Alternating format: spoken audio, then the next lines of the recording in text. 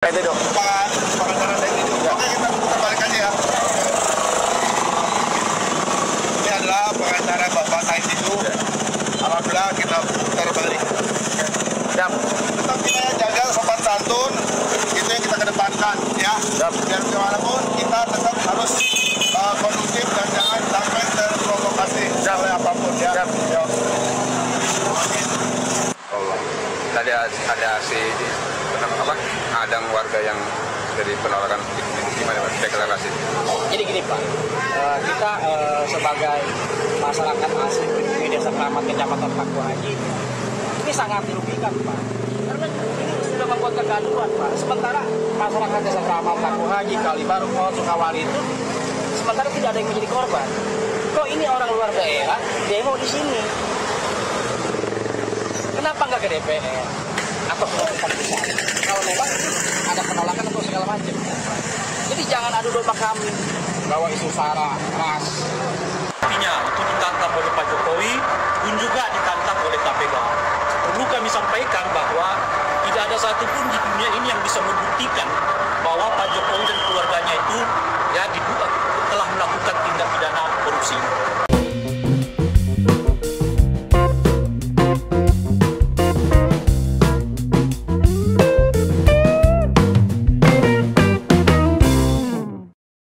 Assalamualaikum warahmatullahi wabarakatuh. Shalom, Om Swastiastu, Namo Buddhaya, salam kebajikan, salam sejahtera bagi kita semua. Kembali lagi dengan saya di sini Leonardo Sirait di channel kesayangan kita ini, Sirait Media, Opini Bang Leo.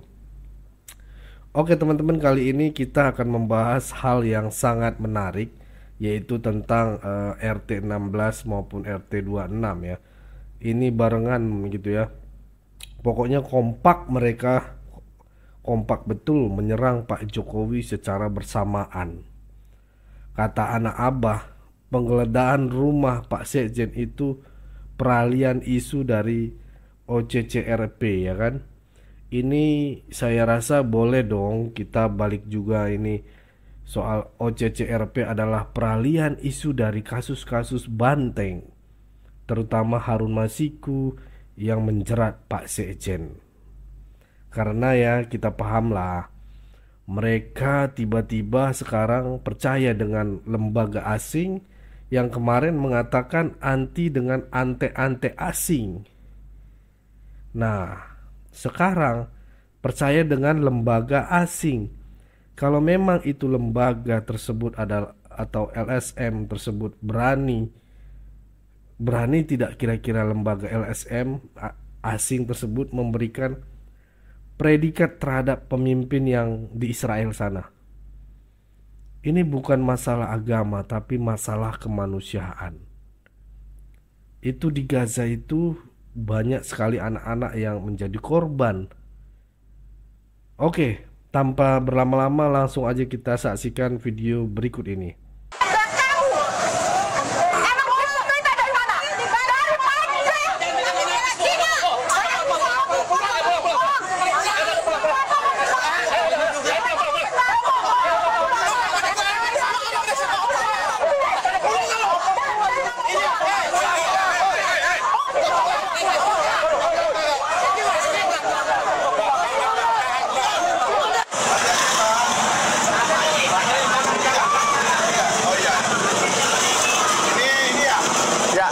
Itu dong. Pengacara ini juga. Oke, kita putar balik aja ya. Ini adalah pengacara Bapak Said itu.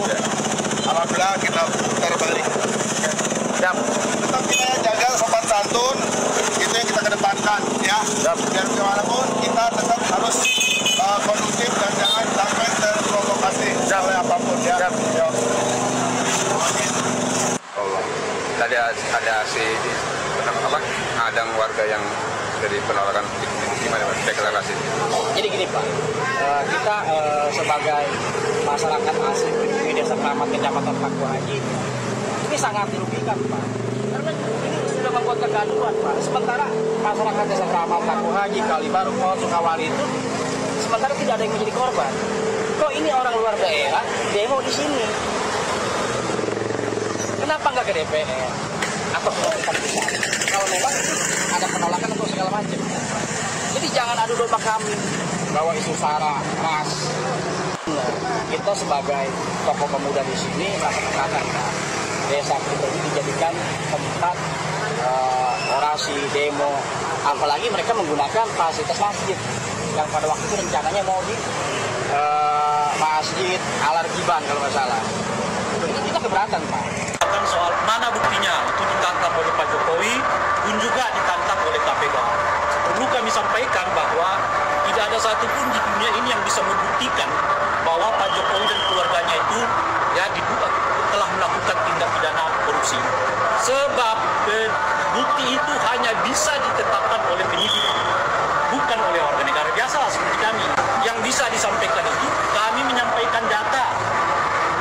Tergantung penyidik apakah data itu dianggap menjadi bukti yang sah untuk meningkatkannya ke tahap proses penyidikan atau tidak. Oleh karena itu jangan lagi sekali-kali kita diombang-ambingkan dengan istilah mana buktinya. Gak ada buktinya, yang ada adalah datanya. Kalau ditanya ada datanya, sudah kita serahkan dulu tahun 2022 ke KPK, 2004 lalu ke KPK, baik oleh Pluralisme 98 maupun oleh organisasi masyarakat yang lain. Tinggal penyidik di KPK sekarang berani nggak untuk menetapkan data-data yang diserahkan itu sebagai bukti awal dugaan terjadinya pelanggaran pidana terkait dengan suap, korupsi, dan sebagainya yang menyangkut keluarga Pak Jokowi. Sehingga dengan begitu terang benderang sekarang, jangan orang lagi diombang-ambingkan dengan dalih mana bukti. Nggak ada bukti, yang ada data. Dan data itu telah kami serahkan, tinggal penyidik sekarang yang memiliki kewenangan untuk menentukan apakah data itu cukup untuk dinyatakan menindaklanjuti dalam proses hukum. Itu yang terakhir. Hai, jumpa lagi dengan saya. Kali ini saya akan membahas tentang si Said Didu. Ternyata teman-teman, Said Didu mempunyai nama yaitu Wiryo Darmo Sangidu. Sekali lagi, nama asli dari Said Didu ialah Wiryo Darmo Sangidu. Dan Baru tahu, oke. setelah saya konfirmasi dengan tetangganya, ternyata Said Didu mempunyai cita-cita ingin menjadi Spiderman. Setelah dia berhenti dari karyawan BUMN, dia ingin melanjutkan lagi cita-citanya menjadi Spiderman. Hingga saat ini, dia masih belajar melompat dan bergelantungan. Untuk itu, mari kita doakan bersama, semoga Said Monyet bergelantungan, Pak Deh. Didu cepat tercapai cita-citanya menjadi Spiderman. Pendukung Anies angkat Anies jadi Imam Mahdi, siap-siap melawan Dajjal. Dajjal itu ada lawannya, Imam Mahdi. Lawan Dajjal itu Imam Mahdi. Itulah maka Abbas sudah deklarasi 2024 memenangkan Anies Baswedan. Semua sedunia kalau haram tidak mendukung Anies untuk Presiden Indonesia 2024, Dajjal, Imam Nabawi, Aqsa, Imam seluruh. Kalau tidak memenangkan Anies Baswedan untuk Presiden 2024, Dajjal. Karena Anak banteng juga Dajjal berarti. Bicara soal track record pengkhianatan politik Anies, ini bukan barang yang baru. Yang gue catat dulu, Anies itu pernah ikut Partai Demokrat buat jadi capres. Terus dia pindah ke kubu Jokowi. Abis itu dia mengkhianati Jokowi. Pindah ke Prabowo buat jadi gubernur Jakarta. Udah jadi gubernur Jakarta, dia mengkhianati Prabowo buat nyapres. Pas mau nyapres, dia mengkhianati Demokrat lagi. Nah, sekarang kubu antum siap-siap dihina juga. Lagi, Anies mengkhianati Demokrat jadi hat-trick nih. Tapi yang paling sering sih, Anies mengkhianati janjinya dia sendiri. Gak reklamasi, malah lanjut reklamasi. Gak mau bangun benda mati, malah dibangun juga tuh benda matinya. Dan masih banyak lagi. Tapi itulah Anies, manusia 1000 muka dengan jutaan kata yang gak berguna. Apa lo? bertahun-tahun di sana, Anies tidak ingin menginjakkan kaki lagi di Indonesia hanya karena Indonesia disebutnya miskin. Sementara Amerika negara yang maju. Anies tidak ingin tinggal di negara miskin. Bahkan ia pernah merencanakan untuk mengganti status kewarganegaraannya. Dari kasus masa lalunya ini, kita menemukan benang merahnya. Benarkah Anies Baswedan seorang sengkuni? Pertanyaan ini harus clear. Rasanya, dugaan Anies seorang pengkhianat yang bekerja sama dengan Amerika kembali mencuat. Seperti yang kita ketahui, Amerika sangat ingin menguasai Indonesia. Apalagi setelah konflik perdagangan internasional dengan Cina. Real ini sukuni banget lah pokoknya. Semakin memanas.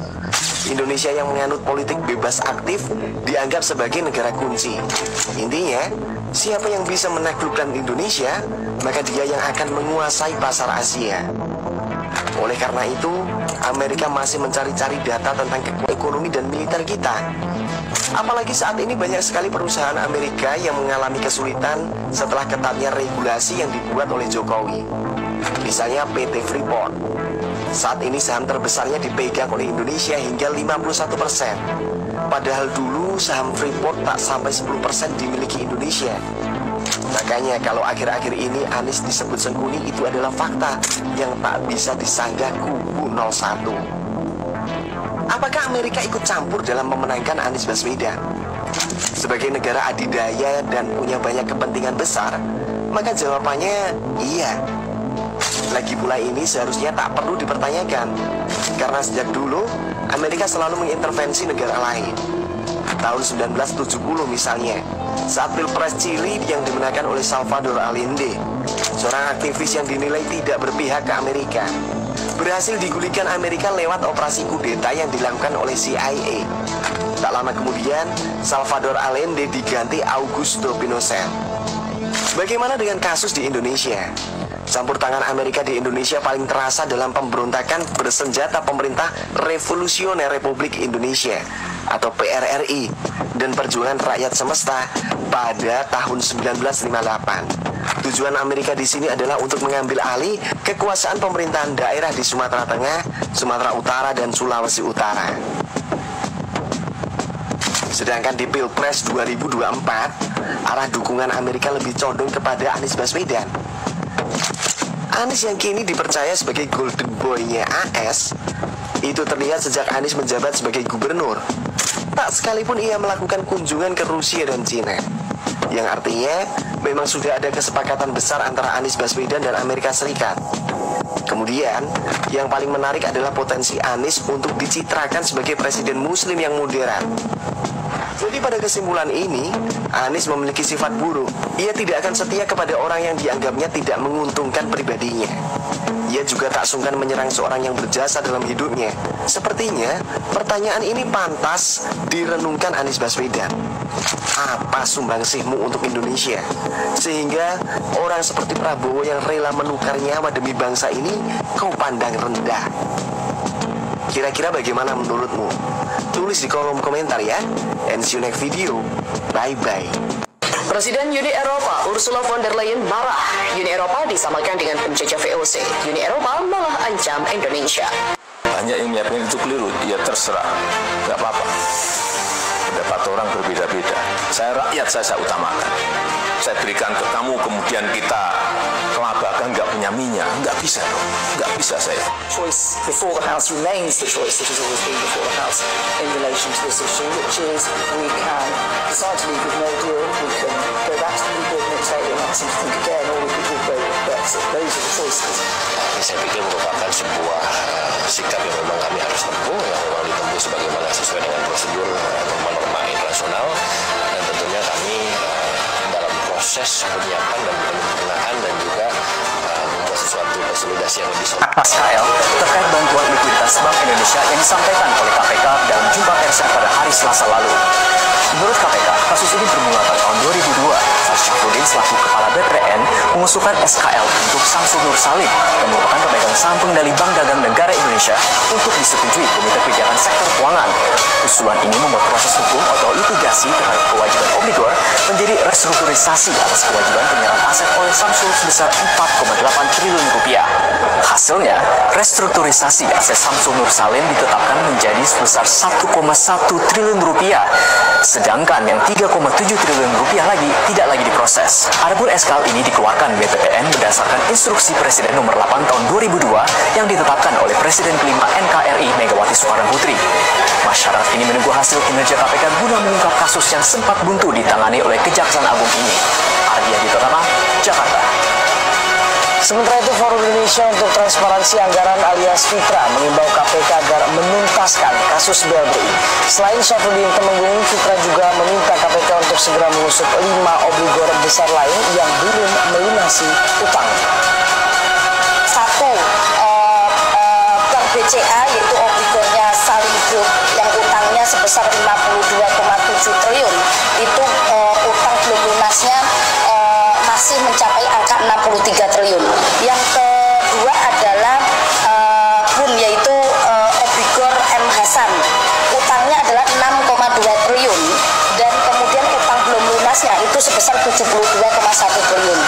Kemudian yang ketiga ada Bank Surya obligornya adalah Sudwikatmo. Itu ada sekitar 1,2 triliun. Utang belum lunasnya itu sebesar 62,2%. Kemudian ada Bank RSI obligornya adalah Ibrahim Rizad, yaitu utang belum lunasnya sebesar 44,1%. Ibu Megawati, lu bilangin janda. Sama mata presiden kita, Bapak Soekarno, lu bilang mampu. Menurut lu kayak gimana, Bim? Lu ngerasa bersalah nggak? Sebenarnya itu kan udah video lama ya. First of all, gue bahas dulu yang mampu, yang bilang mampu itu. Kan si Maggie Chan ini kan waktu itu bilang katanya di sidang PDIP kan? Yes. Waktu dia bilang Jokowi ini dia ngejelek-jelekin Jokowi kan, gitu kan? Kan gue kasihan gitu ngeliat Pak Jokowi juga lah. Kok presiden diginin banget gitu? Padahal kan dia presiden kan. Gue sebenarnya lebih kasihan sama Pak Jokowi gitu loh di situ. Kok Pak Jokowi kayaknya kayak cengar cengir doang gitu kan? Makanya gue balas, gue ulti, gue bilang, lu kalau bukan karena bokap lu, kalau nggak bawa bokap lu juga, lu tuh bukan siapa-siapa gitu. Pek abang ini maco banget pokoknya. Lu kuliah aja, gue kan bilang lu kuliah aja di sini, pindah sana sini nggak selesai dia. Lu bisa cek aja dia mau kuliah di mana, mampu nggak dia kuliah sampai selesai? Dia kan pindah dari Unpad, UI, pindah-pindah gitu kan, ujung-ujungnya kemana gitu. Bu Megawati nanya, apa sumbangsi generasi milenial untuk Indonesia? Udah open war aja. Ada yang mau ikut ngelot gak nih? Cuma ibu yang memang paling berprestasi, menang DPR beberapa kali, berhasil diriin KPK, tapi KPK gak bisa nangkap ex-kadernya yang buron 4 tahun sampai hari ini. Nah, ganteng abang ini. Ini info aja kalau doi masih diburu. Terus apa lagi? Jadi presiden perempuan pertama. Oke lah, meski gak dipilih langsung oleh rakyat. Ups, Bu Mega pada masanya mampu membubarkan BUMN terkorup, yaitu Indosat, karena merugikan negara. Sementara partainya deg-degan. Soalnya ada tiktokers yang sampai dipolisikan karena bilang Bu Mega gila jabatan dan PDIP sebagai partai terkorup. Ini bukan saya loh yang bilang, tapi data harus disampaikan. Dilansir dari Bijak Memilih, partai ibu pemuncak klasemen paling banyak kasus suap dan gratifikasi bareng Golkar. Saya hormat dengan ibu, tapi hati-hati bu, karena ucapan ibu, elektabilitas capres ibu, partai ibu itu bisa terjun bebas. Tapi bukannya memang udah turun ya? Setiap generasi punya pahlawannya, punya sumbangsinya. Salah sendiri, ibu nyorot yang demo. Saya yakin ada banyak anak yang berprestasi tapi minim publikasi. Saya akan lebih cinta jika ibu berkata I believe in you. Saya anak pahlawan, tapi saya percaya generasi muda kita bisa mewujudkan mimpi Bung Karno mentrisaktikan Indonesia untuk golden era. Debat tetap pakai adab. Oke, cukup segitu dulu teman-teman. Berikan tanggapan teman-teman yang menonton video ini bagaimana. Boleh berikan pandangan kalian di kolom komentar. Pesan saya pokoknya tetap jaga persatuan Indonesia. Jangan mau diadu domba, jangan mau dipecah belah oleh oknum-oknum yang tak bertanggung jawab itu. Ya, karena NKRI harga mati. Saya Leonardo Sirait, mohon undur diri. Bye-bye.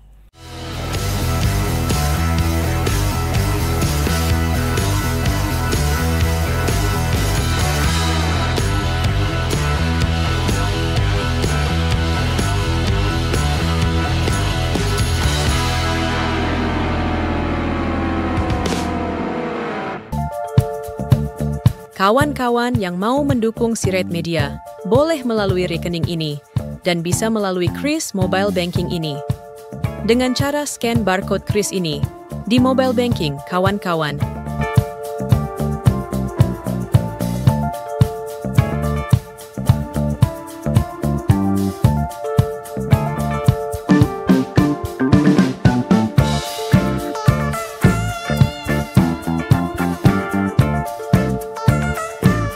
Dan jangan lupa juga mendukung pelayanan di yayasan kami melalui rekening ini dan bisa melalui Kris Mobile Banking ini.